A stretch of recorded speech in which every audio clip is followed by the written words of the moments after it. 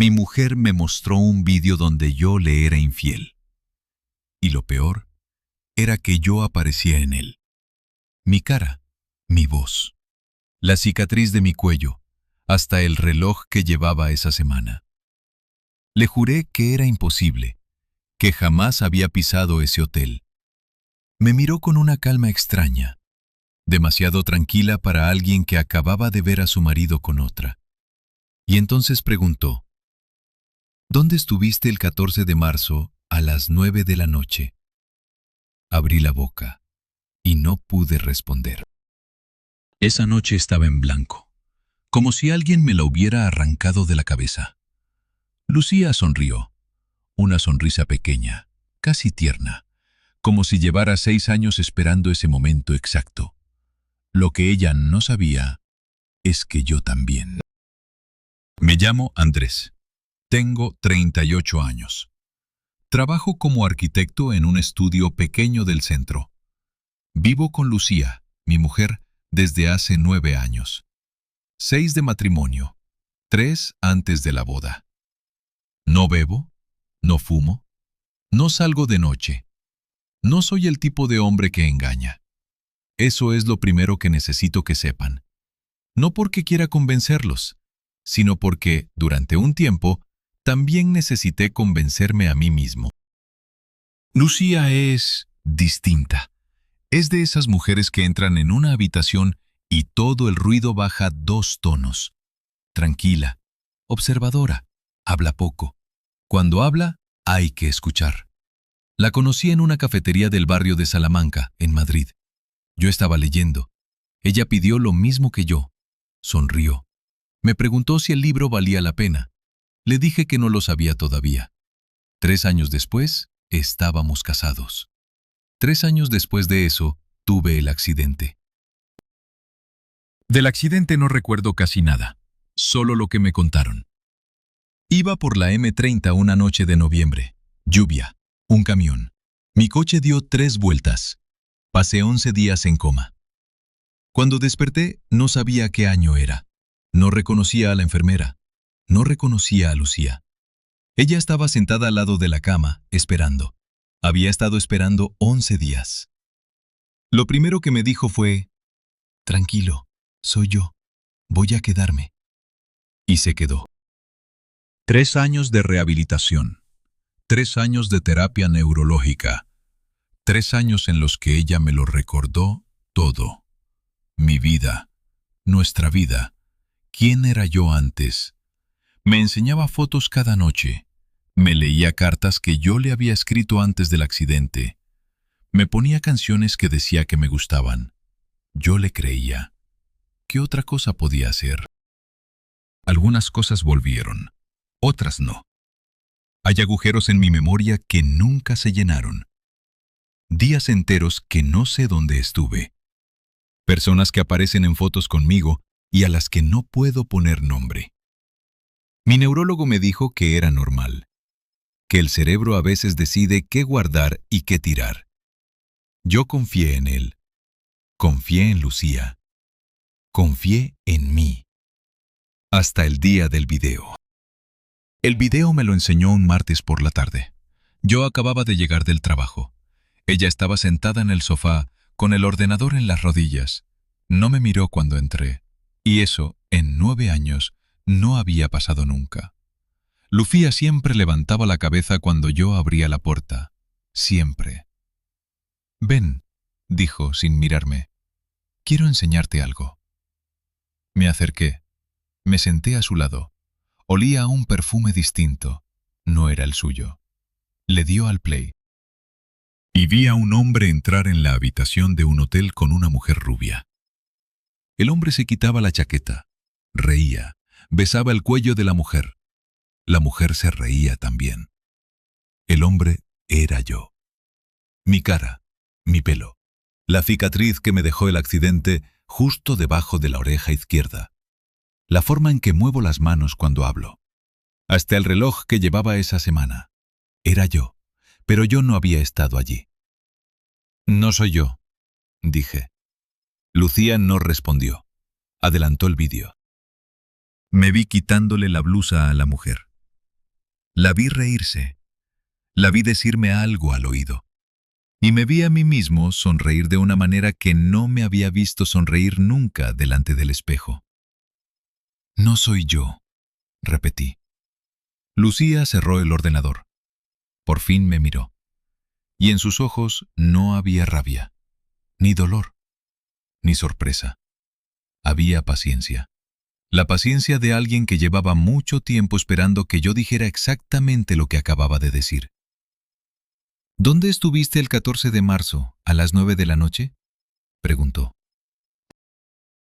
Hoy era 5 de abril, 3 semanas después. Y yo no recordaba dónde había estado el 14. En blanco. Una página en blanco.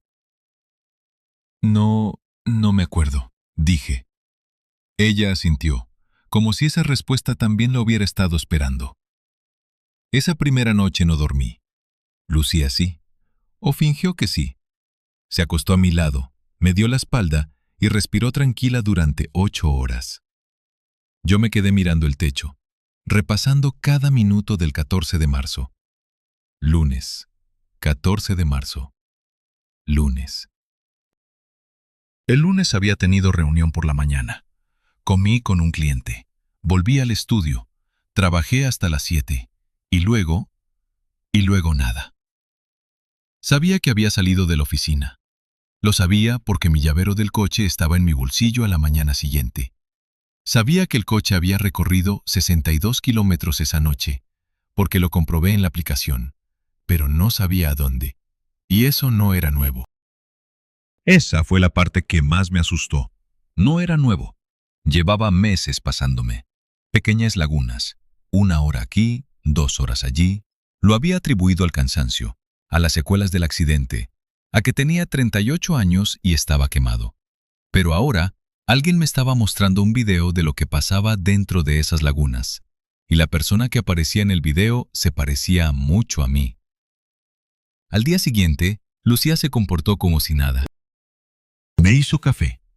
Me preguntó si quería tostadas. Me besó en la frente antes de irse al trabajo. Todo con la misma calma del día anterior. Yo la miré desde la puerta de la cocina intentando reconocerla. Lucía era profesora de literatura en un instituto privado. Salía de casa a las 8 menos cuarto. Volvía a las 5:30. Siempre.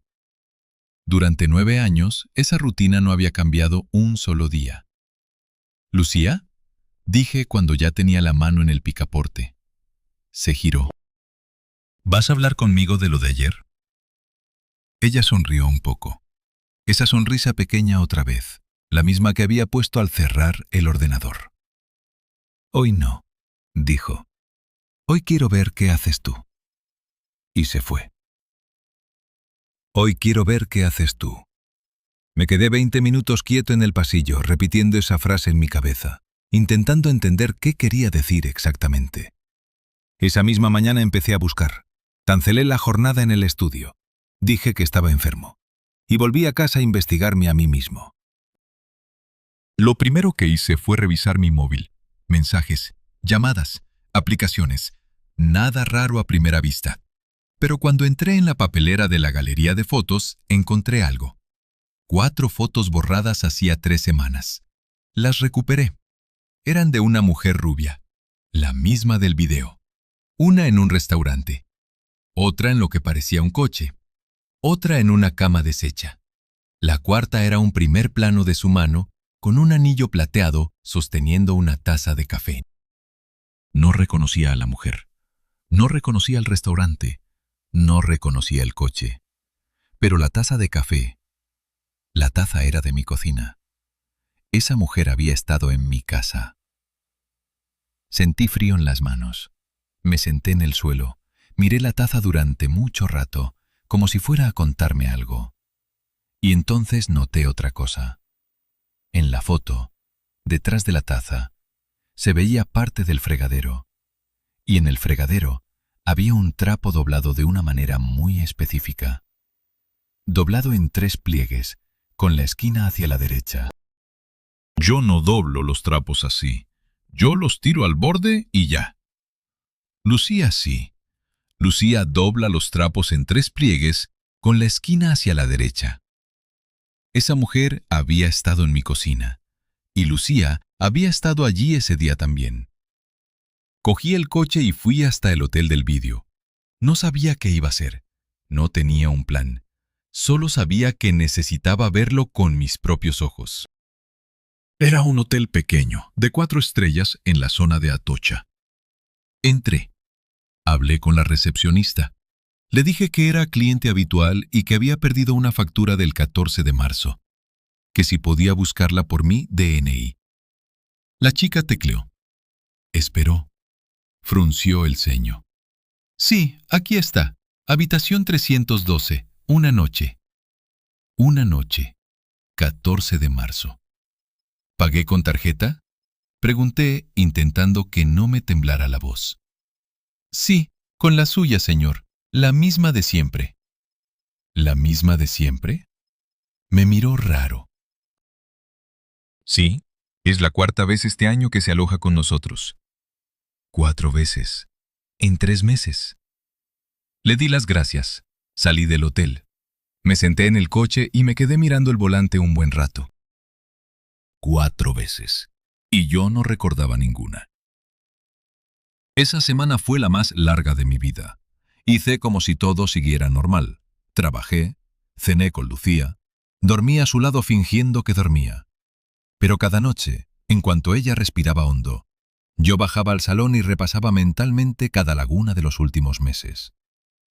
Al 6.º día fui a ver a mi neurólogo, sin cita. Lo conozco desde el accidente y me hace un hueco siempre que se lo pido.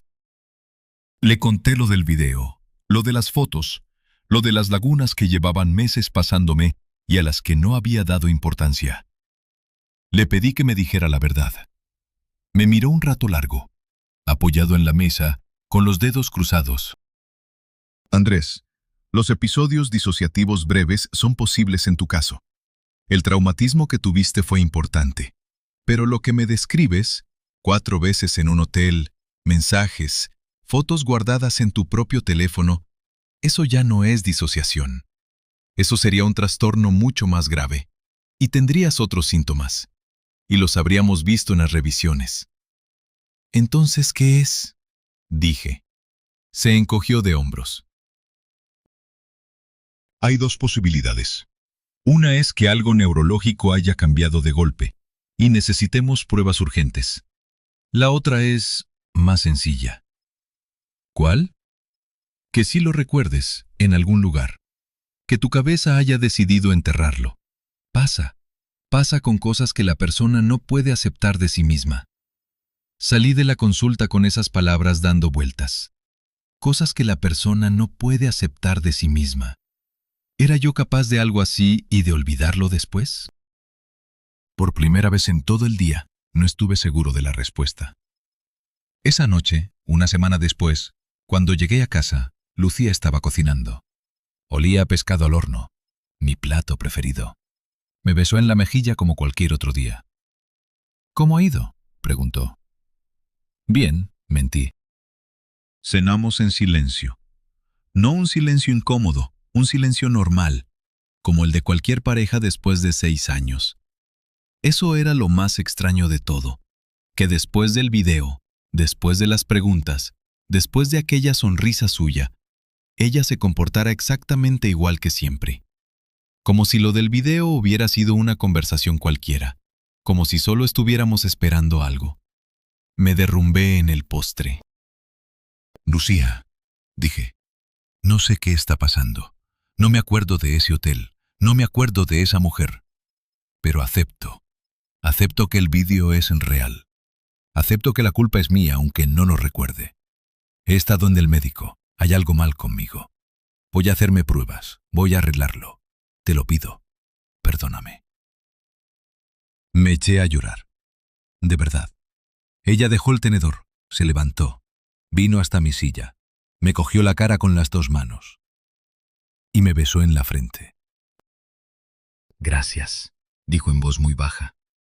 Necesitaba oírte decir eso. Y se fue a la cama.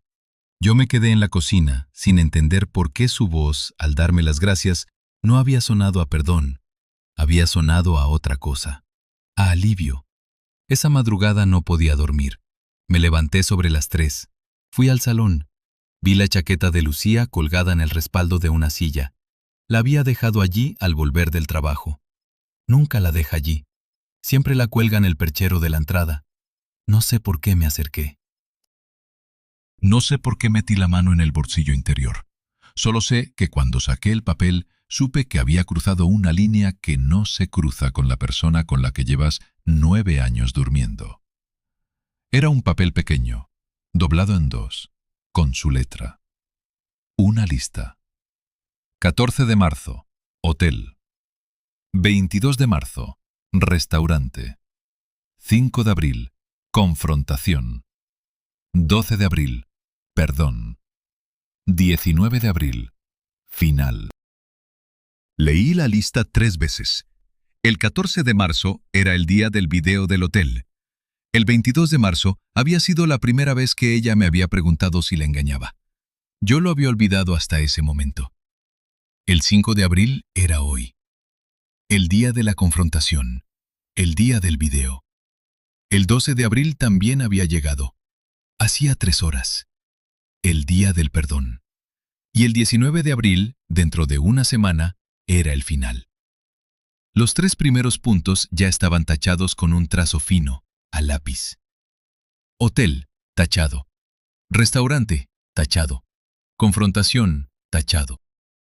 Y debajo, sin tachar todavía, en su misma letra perfecta, 12 de abril, perdón. Miré la fecha del móvil. Era 12 de abril. Hoy. Acababa de pedirle perdón en la cocina hacía menos de 3 horas. Una semana después de la confrontación. Y ella había dicho, gracias. Lo que estaba pasando entre nosotros no estaba ocurriendo. Estaba siendo ejecutado, punto por punto. Por ella. Volví a mirar la última línea. 19 de abril. Final. Tenía 7 días. 7 días para entender qué iba a pasar el 19 de abril. 7 días para entender quién era exactamente la mujer con la que dormía. Y 7 días para descubrir si yo, dentro de las lagunas de mi propia memoria, era el villano de esta historia. O la víctima. O las dos cosas a la vez. Volví a doblar el papel en 2. Lo dejé exactamente en el mismo bolsillo. La esquina hacia arriba. Como estaba.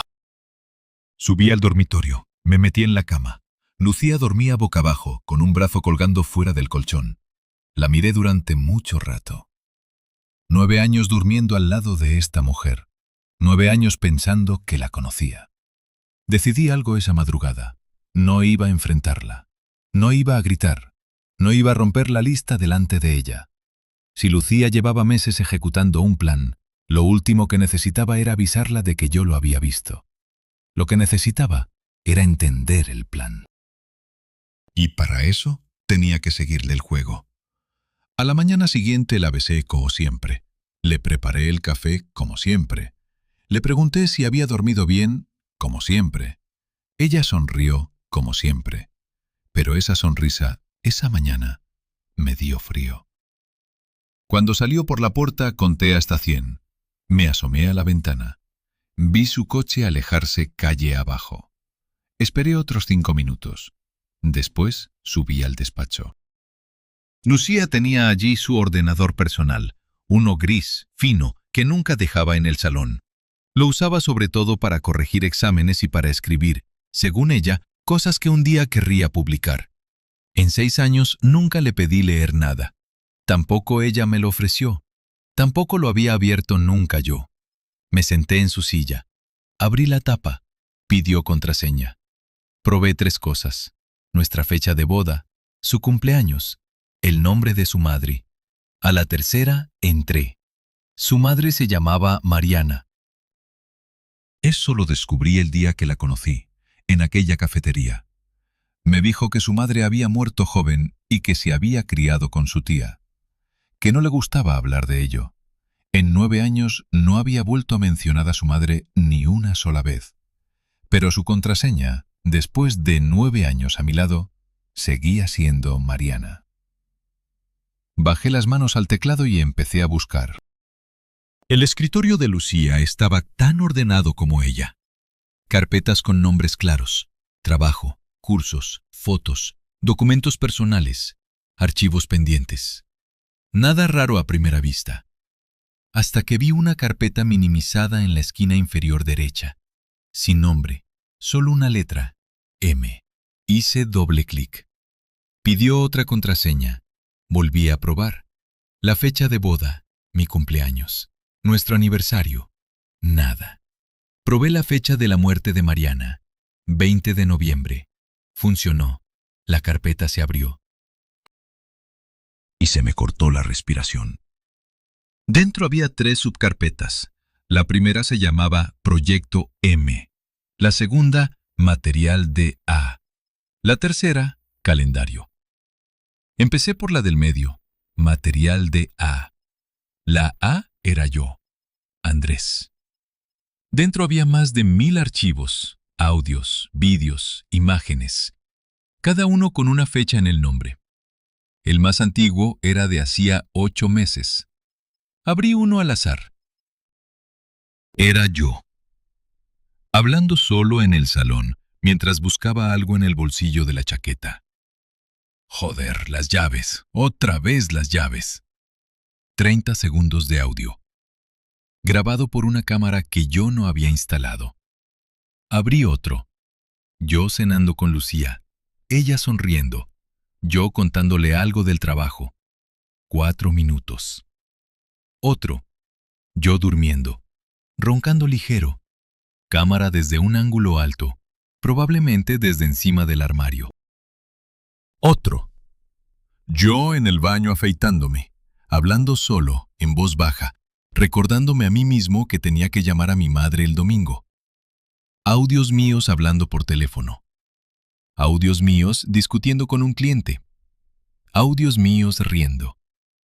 Audios míos cantando una canción cualquiera mientras cocinaba. Llevaba 8 meses siendo grabado. En mi propia casa. Por la mujer con la que dormía. Me apoyé en la silla. Tenía las manos heladas. Las dejé encima del teclado, pero no podía mover los dedos. Era como si todo el cuerpo se me hubiera apagado de golpe. 8 meses. Y entendí, en ese momento, una cosa que no había querido entender hasta entonces. La mujer del vídeo del hotel. La voz era mía. La cara era mía. Pero las frases que decía, era todo material que había salido de aquella carpeta. Abrí Proyecto M. Lo que había dentro me dejó sin pulso. Software. Programas que yo no había oído nombrar nunca, pero que reconocí por las noticias. Generadores de vídeo por inteligencia artificial. Herramientas de clonación de voz. Un programa de edición facial con mi cara dividida en 100 puntos marcados como si fuera un mapa. Y archivos de salida. Vídeos. No solo uno. Decenas. Abrí el primero. Era yo, saliendo de un edificio de oficinas con una mujer. La cogía de la cintura. No era la rubia, era otra. Morena. Más joven. Abrí el siguiente. Yo en un restaurante, brindando con una tercera mujer. El siguiente. Yo en un parque, abrazando a una cuarta. El siguiente. Yo discutiendo con un hombre en lo que parecía un portal, empujándolo, levantando la voz. Nada de eso había pasado. Nada. Pero todos los videos eran perfectos, indistinguibles de algo real. La iluminación, los gestos, la forma en que me ajustaba el cuello de la camisa cuando estaba nervioso. Todo. Cada detalle que solo aprendes de alguien después de años de mirarlo dormir. Lucía no se había limitado a crear el video del hotel. Lucía había construido toda una falsa biografía de mí, y solo me había enseñado una parte. ¿Para qué guardaba el resto? Me quedé mirando la pantalla varios minutos. La rabia tardó en llegar. Primero vino el miedo, después el asco, y solo al final, cuando las manos volvieron a moverse, la rabia. Pero era una rabia rara. No era la rabia de un marido endañado. Era la rabia de un hombre que descubre que durante 6 años ha sido un proyecto. No un compañero. Un proyecto. Cerré Proyecto M. Abrí calendario. Dentro había un único documento. Un Excel. Lo abrí. La primera columna era una lista de fechas. Empezaba 8 meses atrás. Terminaba el 19 de abril. La segunda columna se titulaba Disparador. La tercera, Reacción esperada. La cuarta, Reacción real. Y la quinta, Notas. Bajé despacio. 15 de agosto. Disparador. Primer audio borrado del móvil de A. Reacción esperada. Desconcierto leve. Lo atribuirá al cansancio. Reacción real. Confirmado. No lo mencionó. 3 de septiembre. Disparador. Factura desconocida en la tarjeta de A. Reacción esperada. Sospecha menor. Posible consulta al banco. Reacción real. Llamó al banco. Le dijeron que era un cargo correcto. Aceptó. Notas. Cuesta más de lo previsto activar su desconfianza. Subir intensidad. 12 de noviembre. Disparador. Perfume femenino en el cuello de la camisa. Reacción esperada. Confrontación o preguntas. Reacción real. Olió la camisa. La metió en la lavadora sin decir nada. Notas. Está reprimiendo. Eso es bueno. Acumulará. Bajé y bajé. Cada laguna de memoria que había tenido en 8 meses estaba allí. Cada hora que no podía explicar.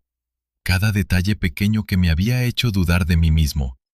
Cada uno con su entrada, su reacción esperada y su reacción real. Yo había sido un sujeto experimental durante 8 meses, y la persona que había estado experimentando conmigo se llamaba Lucía. Llegué a la fila del 14 de marzo. Disparador. Video del hotel. Material A-312. Reacción esperada. Negación inicial. Búsqueda externa de pruebas. Aceptación culpable a los 4 o 5 días, si la presión emocional es suficiente. Reacción real, escrita en azul. Confesó culpa la noche del 12. 3 días antes de lo previsto. Está roto. Funciona. Notas. Sigue plan original. 19 de abril, sin cambios. 19 de abril. Lo busqué en la lista. La fila estaba a la mitad de pintar. Solo había un campo rellenado. Disparador. Decía, confesión total, ante testigo. Las otras 3 columnas estaban vacías. Reacción esperada, en blanco. Reacción real, en blanco. Notas, en blanco. Lucía no quería un divorcio. Lucía no quería castigarme.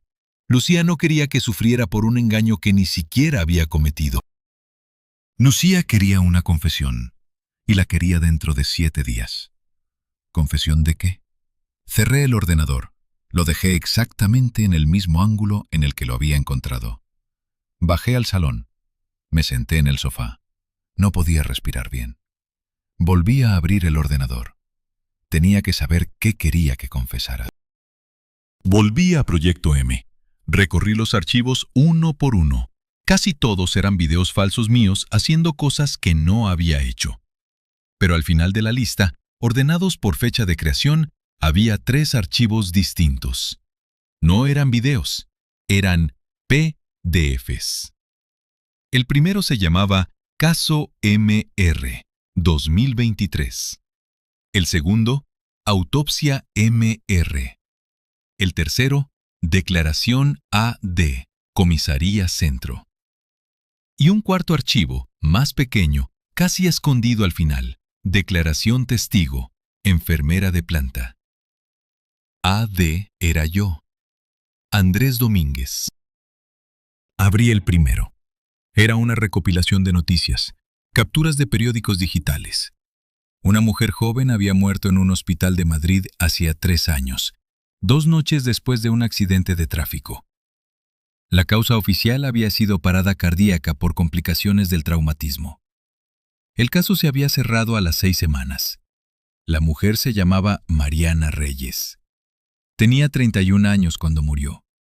Y en una foto, sacada de su Instagram antes de la muerte, estaba sonriendo en una playa. Era la cara de Lucía, 10 años más joven, más delgada, otro corte de pelo, pero la misma estructura, la misma mandíbula, los mismos ojos. Hermanas. Lucía tenía una hermana que se llamaba como su madre, y esa hermana había muerto la misma noche en la que yo había tenido el accidente. Abrí el segundo PDF, la autopsia. Causa de la muerte, parada cardiorrespiratoria, compatible con complicaciones del traumatismo torácico previo. Hora estimada, entre las 3 y las 4 de la madrugada. Y al final, una nota del forense que me hizo cerrar los ojos. Hematomas leves en el cuello, no concluyentes, compatibles con manipulación durante la atención médica de urgencia. Hematomas en el cuello, no concluyentes. Volví a mirar la foto del Instagram. Mariana sonriendo en una playa. Y por primera vez en 3 años, sentí algo agitarse en el fondo de la cabeza. Una imagen muy corta. Un pasillo de hospital, luz blanca, una puerta entreabierta. Y me acordé de un olor. Olor a antiséptico mezclado con el olor de las flores del pasillo. Eso era todo. No había nada más en mi cabeza. Pero eso ya era demasiado, porque yo siempre había dicho que del hospital no recordaba absolutamente nada.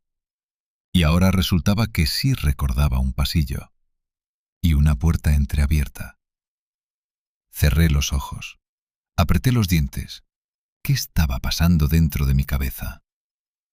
Abrí el tercer PDF, la declaración.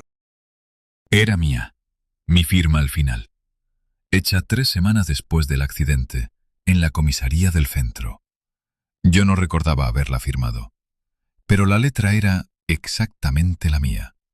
Decía lo siguiente: que la noche del accidente iba solo en el coche, que llovía, que el camión se cruzó, que perdí el control, que no recordaba nada más hasta el coma, solo en el coche. Pero la primera página del PDF, antes de mi declaración, contenía algo más, un parte distinto, de los bomberos que llegaron al accidente. Al desencarcelar al conductor, se observa el asiento del copiloto con marcas claras de ocupación reciente. Cinturón extendido, asiento desplazado, restos biológicos en el reposacabezas. Yo no iba solo, iba con alguien. Y ese alguien había sido sacado del coche también esa noche. Y luego, 2 días después, había muerto en un hospital, por una parada cardíaca, con hematomas no concluyentes en el cuello. Abrí el cuarto archivo. La declaración de la enfermera de planta era corta. La enfermera contaba que había encontrado a Mariana sin signos vitales a las 6 de la mañana, que la habitación estaba en orden, que la puerta principal estaba cerrada, pero que, al salir, vio una silueta alejándose por el pasillo de servicio. Una mujer, decía, joven, con bata blanca, caminando rápido. La enfermera había pensado que era una compañera de turno y no la persiguió. Cerré el archivo. No entendí por qué Lucía lo guardaba. No tenía nada que ver con el resto del plan. Era un detalle suelto, una nota al margen. Tardé 3 días en entender por qué lo guardaba. Cerré el ordenador. Lo cerré de golpe esta vez. Me levanté. Fui al baño. Vomité. Estuve 10 minutos arrodillado delante de la taza. Después me lavé la cara. Me miré al espejo. El hombre del espejo no era el hombre que se había mirado al espejo esa misma mañana. Era otra cosa. Era alguien al que de pronto le faltaba un trozo del suelo. Si Mariana iba conmigo esa noche, si yo iba con la hermana de mi mujer, y Lucía nunca, en 6 años, había mencionado ese detalle, entonces toda mi vida con ella estaba construida encima de un agujero. Un agujero del tamaño exacto de Mariana Reyes. Volví al despacho. Necesitaba una última cosa. Necesitaba saber con quién se entendía Lucía en este plan. Porque algo así no se hace solo. Y Lucía no era una mujer impulsiva. Lucía era una mujer que dobla los trapos en 3 pliegues con la esquina hacia la derecha. Lucía siempre tenía a alguien al otro lado. Volví a abrir su ordenador. Esta vez fui al gestor de mensajes. Encontré un archivo de chat exportado, la última conversación de hacía 2 días con un contacto guardado solo con una letra. D. La abrí. Las primeras líneas estaban en castellano, pero había muchos audios. Reproduje el último. Era la voz de Lucía, hablando en portugués. Já está quase pronto. Mais uma semana. Quando ele confessar diante de ti, terás a verdade que esperaste 6 anos. Não fales desta vez. É o último ensaio. Ya está casi listo. Una semana más. Cuando confiese delante de ti, tendrás la verdad que esperaste 6 años. No falles esta vez. Es el último ensayo. Esperaste 6 años. 6 años. Casi lo que llevábamos casados. Lucía no se había casado conmigo después de mi accidente. Lucía me había conocido 3 años antes. 3 años antes del coma. Y había seguido conmigo después. Pero el plan que estaba ejecutando no llevaba 8 meses. Llevaba mucho más. Bajé hasta el principio del chat. Los mensajes empezaban hace 6 años, apenas semanas después de mi salida del coma. La primera línea de Lucía con D decía esto. Ya está estable. Está perdido. No recuerda nada. Es el momento. Voy a quedarme. ¿Y 2 meses después? Funciona. Cree que llevo a su lado desde antes del accidente. Cree que nos conocimos en una cafetería hace años. Le repito esa historia cada noche.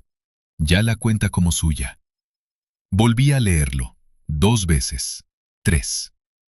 La cafetería de Salamanca nunca existió. El libro de bolsillo nunca existió. La sonrisa nunca existió. Toda mi vida con Lucía empezaba después del coma. Los 3 años anteriores que ella me había contado, las citas, la boda, la luna de miel en Lisboa, todo se lo había inventado ella mientras yo despertaba sin memoria. Ella no había sido mi mujer antes del accidente.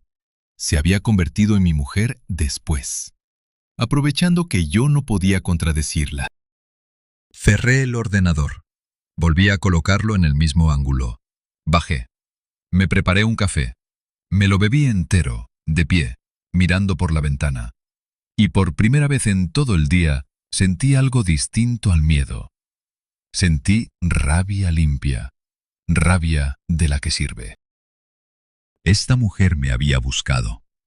Esta mujer se había metido en mi vida hace 9 años con un propósito. Esta mujer me había cuidado durante el coma como cuidaría una enfermera a un paciente importante. Esta mujer me había repetido cada día, durante 3 años, una versión de mí mismo elegida por ella. Esta mujer había grabado mi voz durante 8 meses para fabricarme un adulterio. Esta mujer estaba esperando, dentro de 7 días, una confesión cuyo contenido yo todavía no sabía. Pero la rabia me duró exactamente media hora, porque cuando volví a mirar el papel de la lista, el que había vuelto a meter en su chaqueta esa madrugada, y volví a leer las fechas tachadas, entendí algo que me dejó otra vez sin aire. 5 de abril. Confrontación. Era el día en que ella me había enseñado el video. 12 de abril. Perdón. Era ayer. El día en que yo le había pedido perdón llorando en la cocina. Las 2 reacciones mías estaban escritas con 3 semanas de antelación. Lucía no había imaginado mis reacciones. Las había sabido. Eso solo se sabe cuando ya has visto a la persona romperse antes. Como si Lucía hubiera ensayado esta escena con otro hombre antes que conmigo. Y esto fue lo que me hizo agarrarme al respaldo de la silla. Como si yo ya hubiera hecho exactamente esto antes. Como si esta no fuera la primera vez que confesaba algo en esta cocina. Como si hubiera otra versión mía, escondida en algún rincón de mi cabeza, que ya conociera este guión de memoria. Y que llevara 6 años esperando, igual que ella, el 19 de abril. Esa noche dormí. No sé cómo, pero dormí. Y soñé. Soñé con un pasillo de hospital, luz blanca, el olor a antiséptico mezclado con el de las flores, una puerta entreabierta al fondo, y yo caminando hacia ella sin sentir los pies en el suelo. Cuando me desperté tenía las mejillas mojadas. Lucía dormía a mi lado, tranquila, casi sonriente. Y yo, por primera vez en 6 años, la miré como se mira a un desconocido. Los siguientes 3 días los pasé buscando lo único que me quedaba por buscar: a mí mismo. Pedí cita con una neuropsicóloga. No con mi neurólogo, no con alguien que conociera a Lucía. Una mujer nueva, en una clínica del norte de Madrid, que no me había visto nunca. Le conté solo lo necesario: que llevaba años con lagunas, que había tenido un accidente, que tenía la sensación de que mi cabeza me ocultaba algo concreto y que necesitaba abrirlo. Me hizo varias sesiones. La tercera fue con hipnosis guiada. No fui un sujeto fácil. Mi cabeza se resistió como un perro que no quiere entrar al veterinario, pero al final cedió. Y volví al hospital. Lo recordé todo. Lo recordé despacio, en capas, como si alguien quitara papel de regalo de un paquete que nunca quise abrir. Recordé que aquella noche, en el coche, no iba solo. Mariana iba conmigo. Llevábamos meses viéndonos. Yo ya estaba con Lucía. Llevábamos 3 años. Mariana era la hermana pequeña de Lucía. La conocí en una cena familiar. Nos miramos demasiado. Y 2 semanas después estábamos viéndonos en pisos prestados y hoteles baratos. Esa noche Mariana me dijo que ya no podía más, que se lo iba a contar a Lucía, que iba a estallar todo, y yo le supliqué que no. Discutimos. El camión apareció. Recordé el golpe, el airbag, y a Mariana en el asiento del copiloto, con la cabeza colgando, sangrando por una oreja. Hasta ahí, todo encajaba con lo que el coche y el camión y los bomberos habían declarado. Pero la hipnosis siguió. Recordé el hospital. Recordé despertarme 2 noches después con la cabeza despejada por primera vez. Me quitaron el suero. Me dejaron en la habitación. Me dijeron que Mariana estaba ingresada también, 2 plantas más abajo, viva pero crítica. Y pensé una sola cosa: si se despierta, lo cuenta. Recordé levantarme, bajar 2 plantas, el pasillo, la luz blanca, el olor. Recordé la puerta entreabierta. Recordé entrar. Mariana estaba intubada, débil, con los ojos cerrados. Abrió los ojos cuando se dio cuenta de que era yo. Sonrió. Pensó que iba a hacerle compañía. Y cerré la puerta detrás de mí. No fue un descuido. No fue una decisión que tomé en 30 segundos. Lo había pensado en el coche, antes del impacto. Lo había pensado en el coma. Lo había pensado al despertar. Lo había pensado al bajar las escaleras. Lo pensé otra vez al cerrar la puerta. Lo pensé en cada paso. Y cuando estuve al lado de su cama, no usé las manos. Habría dejado marcas peores. Usé la almohada. 3 minutos. Mariana no se resistió mucho. Estaba demasiado débil. Movió la mano 2 veces. Eso fue todo. Cuando terminó, le coloqué la almohada otra vez debajo de la cabeza. La arropé con la sábana. Comprobé que no había cámaras en la habitación. Salí. Subí 2 plantas. Me volví a meter en la cama. Cerré los ojos. A las 6 de la mañana la enfermera la encontró. Parada cardíaca por complicaciones, dijeron. Caso cerrado en 6 semanas. Eso lo hice yo. Y después decidí no acordarme. Mi cabeza, mi propia cabeza, había guardado ese recuerdo en una caja y había soldado la tapa. Para que yo pudiera seguir viviendo. Para que pudiera seguir trabajando, riendo, durmiendo al lado de Lucía. Para que pudiera ser un hombre normal. Salí de la clínica caminando despacio, como si tuviera miedo de pisar fuerte. Llovía un poco. Y por primera vez en muchos años, me di cuenta de que no había vuelto a llorar por nada importante desde que había salido de aquel hospital. hasta esa tarde. Llegué a casa el día 18 de abril. Lucía me estaba esperando en el salón. Había encendido las dos lámparas pequeñas. La luz de las dos lámparas pequeñas es la luz que ella enciende cuando va a tener una conversación importante. En 6 años solo la había encendido 3 veces. La noche que me dijo que su padre se moría, la noche que perdimos un embarazo, y la noche en que nos pidió, después del accidente, que nos juráramos no contarle nunca a nadie las cosas malas que habíamos pensado en el coche. Era la 4ª vez. Me senté frente a ella. No me besó. No me preguntó por el trabajo, solo dijo, «¿Estás listo?» Lo veo en la cara. Y ahí, por fin, después de 6 años, dejé caer el papel. Sé lo que hice, dije. Ella no se movió. «Cuéntamelo», dijo en voz muy baja. «Necesito oírlo de tu boca». Y se lo conté. Se lo conté todo. Mariana, el coche, la discusión, el hospital, la almohada, los 3 minutos. Lo conté llorando, sin teatralidad, sin pausas dramáticas. Lo conté como se confiesa algo cuando ya no se puede aguantar dentro. Tartamudeando, mirando el suelo, llamando a las cosas por su nombre. Lo conté hasta el final. Lucía me escuchó sin mover un músculo. No lloró. No abrió los ojos más de lo normal. No tembló. Cuando terminé, hubo un silencio largo, larguísimo. Después se pasó la mano por la cara, una sola vez, despacio, y dijo, «Gracias». Y entonces se levantó, fue a la cocina, volvió con un vaso de agua y me lo dio. Le di un sorbo. Me temblaba la mandíbula.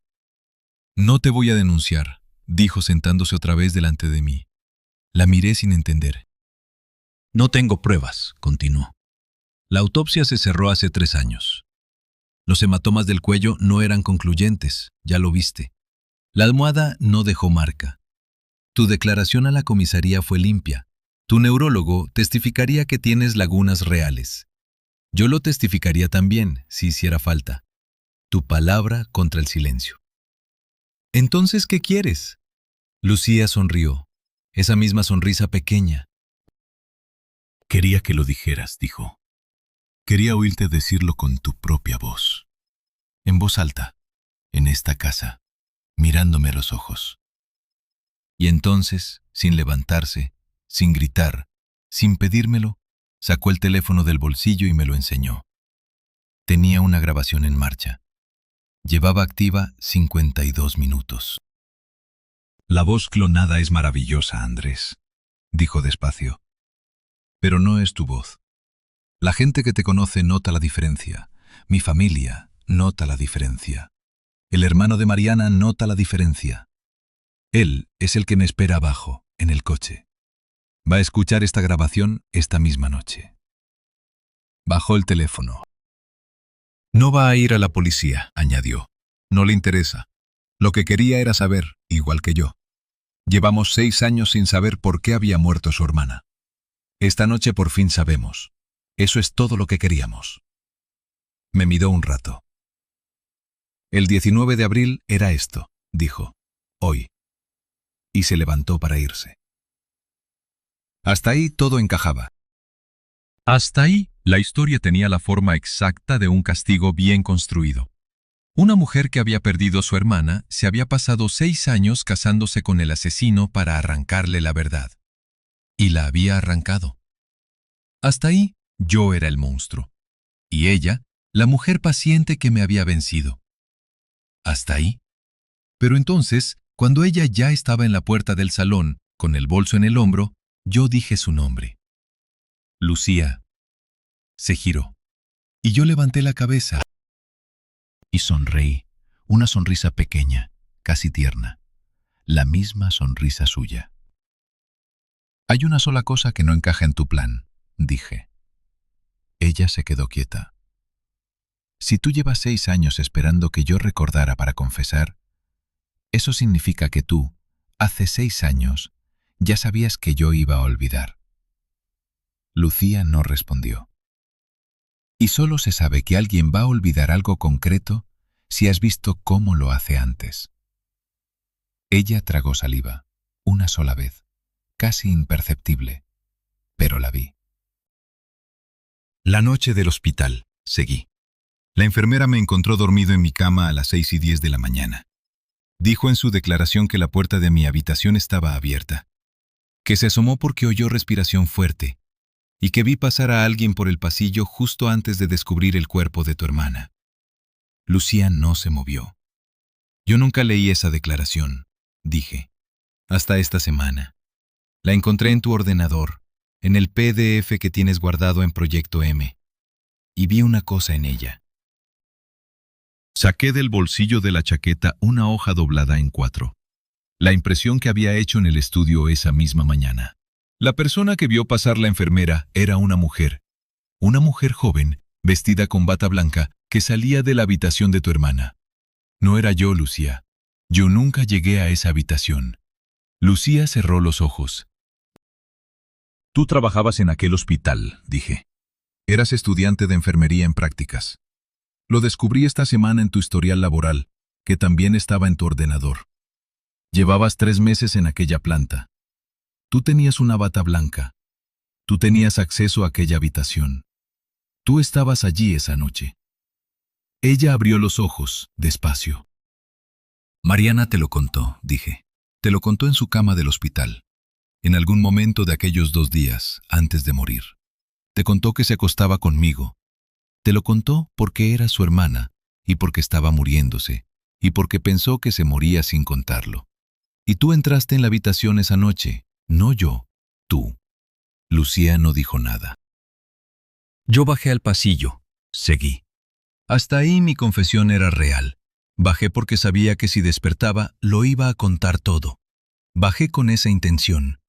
Pero cuando llegué a la puerta estaba entreabierta, y dentro estabas tú, con una almohada en las manos, y tu hermana ya no se movía. «Cállate», susurró Lucía. No me viste, dije. Yo te vi a ti. Me quedé quieto en el pasillo. Te vi colocar bien la almohada. Te vi arroparla con la sábana. Te vi salir por la otra puerta, la que da al pasillo de servicio, y volví a mi cama. Hice una pausa. Por eso mi cabeza enterró el recuerdo, Lucía. No por culpa, por miedo. Mi cabeza enterró que yo te vi matar a tu propia hermana. Lucía dejó caer el bolso al suelo. No lloró, pero algo se le rompió en la cara que no supo cómo recolocar. «La mataste tú», dije en voz muy baja, «porque te enteraste de que se acostaba conmigo. Porque ella era la favorita de tu madre, la que llevaba su nombre. Porque ella llevaba toda la vida quitándotelo todo. Y porque esa noche, en aquel hospital, mientras yo estaba en coma, ella te lo contó pensando que se moría y necesitaba que alguien lo supiera.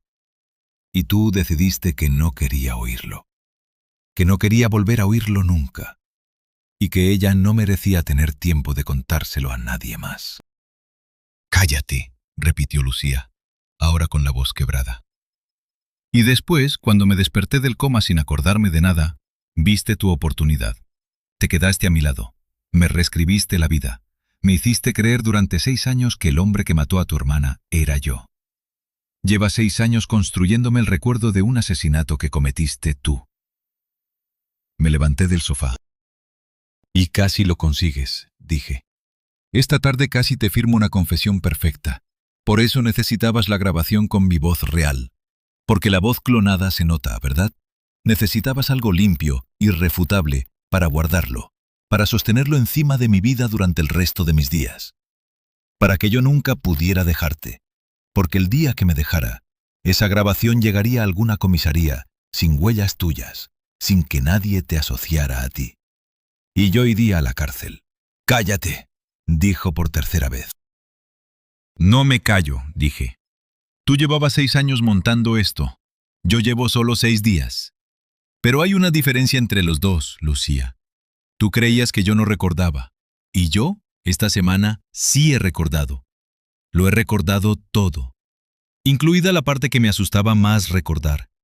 que la persona con la que dormí 6 años fue la que mató a Mariana. Hubo un silencio enorme, el silencio más largo de mi vida. Después, Lucía levantó la cabeza. Tenía la cara húmeda, pero no estaba llorando exactamente. Era otra cosa. Como si todo el peso de 6 años se le hubiera caído de golpe encima. «Si lo sabías», dijo, «¿por qué te quedaste?» Yo me senté otra vez y le dije la verdad. «Porque tú eras la única persona en el mundo que también lo sabía, la única con la que no tenía que fingir. Cada vez que me mirabas, los dos sabíamos lo mismo. Y eso, durante 6 años, fue lo más parecido al amor que pude soportar». Lucía me miró y entendió. Entendió que durante 6 años habíamos vivido la misma vida los dos. Cada uno creyendo que era el verdugo del otro. Cada uno pensando que sostenía un secreto sobre el otro. Cada uno enamorándose, sin querer, del único testigo de su peor noche. Por eso ella no me había denunciado nunca. Por eso yo no la había abandonado nunca. Por eso encendíamos las lámparas pequeñas para hablar de cosas importantes. Por eso dormíamos pegados. Habíamos sido cómplices sin saber que lo éramos. Cogí la grabación de su teléfono, la paré, la borré. No protestó. Ella se sentó en el suelo, contra la pared, con las manos en la cara. Me agaché delante de ella, le aparté el pelo. «El 19 de abril era hoy», dije. «Tu lista decía final». Ella asintió, sin mirarme. «No vas a ir a la policía a contar lo mío», dije. «Y yo no voy a ir a la policía a contar lo tuyo. Esa parte ya la teníamos resuelta hace 6 años, aunque ninguno de los dos lo supiera. Pero hay algo que sí va a pasar hoy. Te voy a pedir una cosa». Ella levantó la cabeza. «Mañana te vas», dije. «Coges una maleta y te vas. No me importa dónde. No te voy a buscar. No te voy a llamar. No vas a volver a esta casa nunca. Y cada uno va a vivir el resto de su vida con lo que sabe del otro. Solo. En silencio. Pensando todas las noches lo mismo que pensaste tú esta semana al ver que yo confesaba. Que no estabas dormida al lado de un hombre. Estabas dormida al lado de un testigo». Ella se rió. Una risa pequeña, rota, llena de algo que se parecía al alivio. «Eres peor que yo, Andrés», dijo. «No», dije. «Soy lo que tú me enseñaste a hacer durante 6 años». Me levanté. Fui a la cocina. Apagué las 2 lámparas pequeñas. Me serví un vaso de agua. Y mientras me lo bebía despacio, mirando por la ventana, oí como Lucía, detrás de mí, empezaba por primera vez en su vida a llorar de verdad. No por su hermana, por ella misma. Y yo, por primera vez en 6 años, sentí algo parecido a la paz. Porque la mujer que durante 6 años había planeado destruirme, acababa de entender que no había manera de hacerlo. Porque ya no quedaba nada dentro de mí que ella no hubiera tocado. Porque el monstruo que ella creía haber estado cazando, la había estado esperando. Y porque, créanme, no hay cárcel peor que dormir el resto de tu vida sabiendo que la persona que más te odiaba en el mundo también era la única que te entendía. Lucía se fue al día siguiente, con una maleta pequeña. Yo me quedé en esta casa, y desde entonces, cada noche, antes de dormir, enciendo las 2 lámparas pequeñas del salón. Para nadie, solo para acordarme.